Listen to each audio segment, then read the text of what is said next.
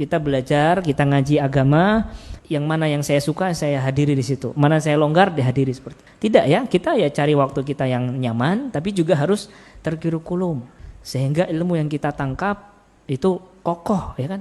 Benar-benar ilmu, bukan hanya sebagai wawasan yang hanya tersimpan dalam memori otak. Tidak, ya. Kita mencari ilmu bukan mencari wawasan. Dan ilmu itu dibentuk secara bertahap. Kalau kita mau jadi ahli dalam akhirat, nggak cuma jadi orang yang punya wawasan akhirat, tapi orang punya ilmu akhirat. Menuntut ilmunya harus rapi, terkurikulum. Nggak, kalau cuma ilmu akhiratnya didapat dari potongan-potongan video di Instagram, udah cukup Ustaz, video Instagram udah cukup. Semenit udah, 5 menit udah nggak ditengok, udah 5 menit tuh. Ini nggak dapat ilmu yang seperti ini, cuma dapat wawasan yang seperti ini, cuma cari artikel di Google. Itu penting ya, itu manfaat, tapi itu hanya sebagai pemacu, bukan pokok. Ya, sebagai tambahan aja, bukan pokok.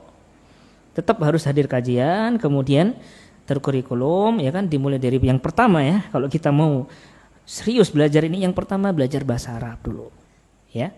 Yang pertama belajar bahasa Arab. Kalau sudah belajar bahasa Arab, nanti kemudian belajar ya usul fikih. Bahasa Arab, usul fikih ini penting banget. Di samping itu juga belajar akidah sejak awal ya, karena akidah ini pokok prinsip. Belajar bahasa Arab, belajar akidah, kemudian belajar fikih dan seterusnya. Runtut. Nah, setiap cabang ilmu juga bukunya juga runtut. Orang baru belajar misalnya langsung cari kajian Sahih Bukhari misalnya gitu ya. Baru hijrah cari kajian Sahih Bukhari.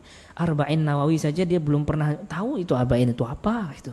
Belum pernah belajar Arba'in Nawawi. Baru tahu ada hadis Nabi itu, langsung kenalnya Sahih Bukhari, Fathul Bari. Langsung belajarnya Musnad Imam Ahmad. Apa yang terjadi seperti ini? Itu seakan-akan seperti anak kecil yang dikasih, anak kecil umur yang harusnya makan minumnya cuma susu, dikasih nasi goreng. Nasi goreng itu ya nutrisi ya kan? Nasi goreng nutrisi. Ya, tengkleng itu nutrisi, enak itu. Dimakan enak, tapi kalau dikasih ke anak kecil gimana? Umur 1 tahun dikasih tengkleng, dikasih nasi goreng, apa yang terjadi? Enggak akan masuk, muntah. Bahkan bisa menjadi racun ya kan? Ada orang baru hijrah, enggak belajar bahasa Arab, enggak ikut tahapan runtut dulu, langsung belajarnya kitab-kitab yang tinggi. Yang terjadi apa? Ya kena racun akhirnya. Apa racunnya orang penuntut ilmu itu?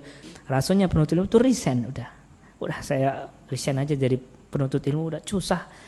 Ya karena enggak bertahap tadi dalam belajar, sama kayak gitu ya. Makanya para ulama mengatakan ta'amul kibar sammus sighar, ya.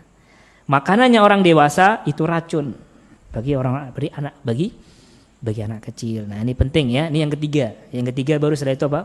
Istiqomah menuntut ilmu. Ya, jangan kita kita istiqomah, bentuk istiqomah menuntut ilmu. Tapi kemudian lingkungan enggak kita bangun, jangan.